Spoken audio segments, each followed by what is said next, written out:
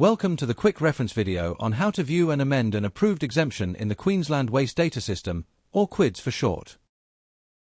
Upon completion of this module, you will be able to view an approved exemption and amend an approved exemption.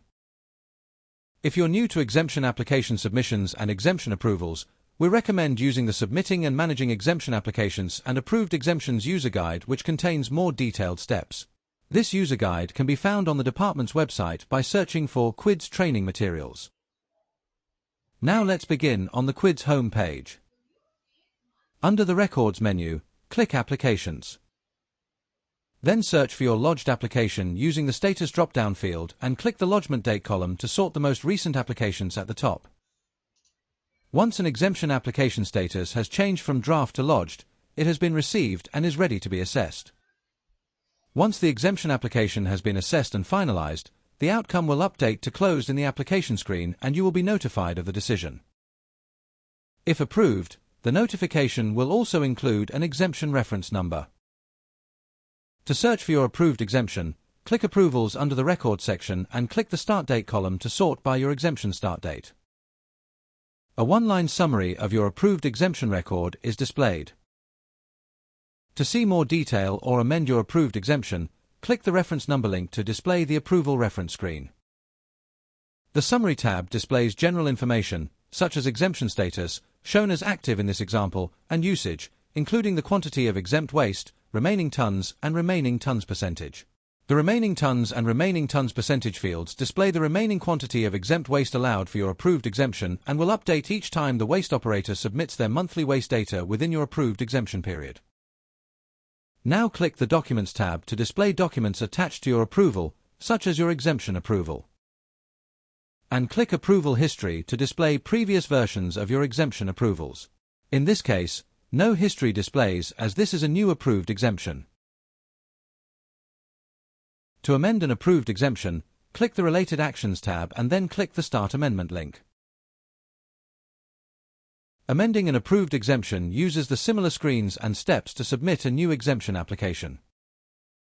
In this case, the Application Reference Getting Started screen already populates your role and application type you're amending, so simply click Next. In the Site Details screen, select the Waste Disposal Sites from the drop-down menu.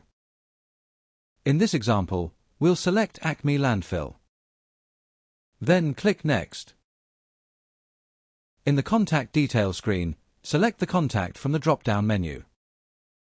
In this example, we're selecting Joe Citizen. Then click Next. In the Application Details screen, provide details of your amendment request. In this example, we're requesting an extension of the approved exemption period to the 28th of February, 2026 due to weather delays. Then click Next. In the Document screen, attach files by clicking the Upload button to browse files on your computer. Once the file is located, double-click the file to upload and give it a name in the Document Name field. In this example, we're uploading the updated Waste Project Plan. When all documents have been uploaded, click Next. The Review screen provides you with the opportunity to check your amendment application on one page before submitting. Error messages are also displayed at the top of the screen to indicate any sections where you've missed any mandatory questions or not provided complete or accurate responses. Below the error messages, screen links are provided to direct you to each screen that contains errors. We'll now scroll through and review the information added in the previous screens. In this case, we're happy with the information provided in the Review screen and will click Next. In the Declaration screen, check the Tick to Accept box if you agree with the declaration. Then click Submit. In the Fee Details screen, review the invoice item details including the total amount payable for the amendment application fee for contaminated earth. If you're happy with the details and amount, click Next.